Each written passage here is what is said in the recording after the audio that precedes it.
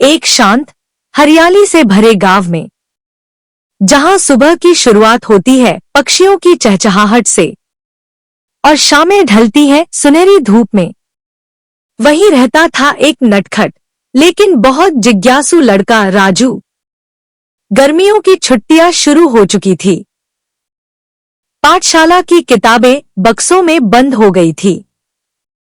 अब समय था खेलने, घूमने और शायद एक नए रोमांच का। एक दिन खेत में क्रिकेट खेलते हुए राजू, मुन्ना, छोटू और पिंकी आपस में बातें कर रहे थे। राजू बोला, हर बार वही क्रिकेट, वही नहर में तैरना, इस बार कुछ नया करते हैं। मुन्ना हंसते हुए बोला, तो फिर क्या करें भाई? राजू ने मुस्कुराते हुए कहा, गांव के पीछे जो पुराना जंगल है वहीं चलें। लोग कहते हैं वहां भूत है। पिंकी सहम कर बोली, दादाजी ने मना किया था उस जंगल में जाने से। छोटू जोश में बोला, बस इसलिए तो चलना चाहिए, डर को हराना चाहिए। चारों बच्चों ने मिलकर तय किया, अगली सुबह जंगल की ओर निकलेंगे। अगले दिन सुबह सुबह बच्चों ने कुछ खाने पीने की चीजें, एक टॉर्च, एक गुलेल और बहुत सारा हौसला लिया और चुपचाप गांव के पीछे वाले जंगल की ओर चल पड़े। जैसे जैसे वे जंगल के भीतर बढ़ते गए, धूप कम होती गई और सन्नाटा गहराता गया। पेड़ इतने ऊंचे थे कि सूरज की रोशनी भी रुक जाती थी। मुन्ना धीरे से बोला, यहां तो ठंडक सी लग रही है। पिंकी बोली, ऐसा लग रहा है कोई हमें देख रहा हो। राजू ने उन्हें ढांढस बंधाया, चिंता मत करो, हम बस थोड़ी देर में लौट आएंगे। कुछ दूर जाने पर उन्हें एक खुली जगह दिखाई दी, जहां एक पुरानी सी झोपड़ी थी और उसमें से हल्का हल्का धुआं उठ रहा था। छोटू चौंक कर बोला, अरे, जंगल में कोई रहता है क्या?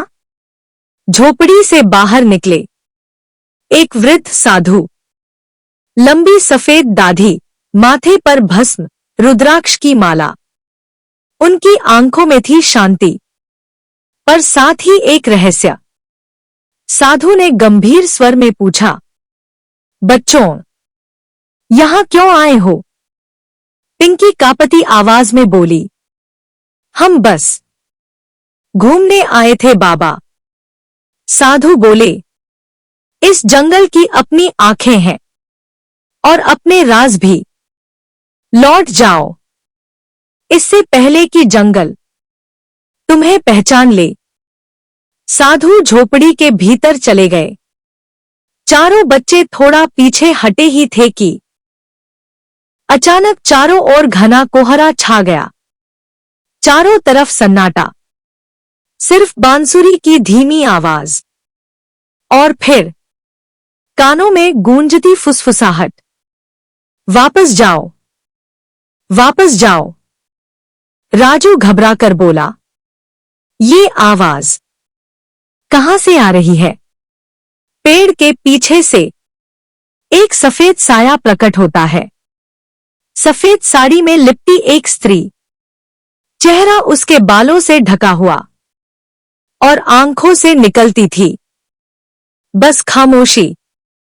भूत ने धीमे स्वर में गूंजती हुई आवाज में कहा, ये मेरा जंगल है।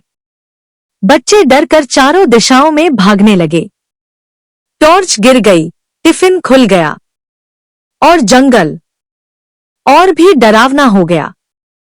कुछ देर बाद चारों दोस्त एक बड़े पेड़ के नीचे मिले। सांसें तेज थी, चेहरे पर डर साफ झलक रहा था। मुन्ना हांफते हुए बोला, क्या वो सच में भूत थी? तभी पीछे से बिना आवाज के वही साधु फिर से प्रकट हो गए। साधु ने शांत स्वर में कहा, वो आत्मा इस जंगल की रक्षक है।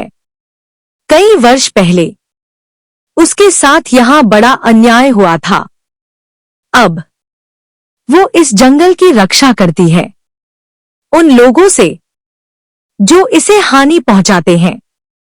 राजू ने सिर झुकाकर कहा, हमें क्षमा करें बाबा, हमें कुछ नहीं पता था।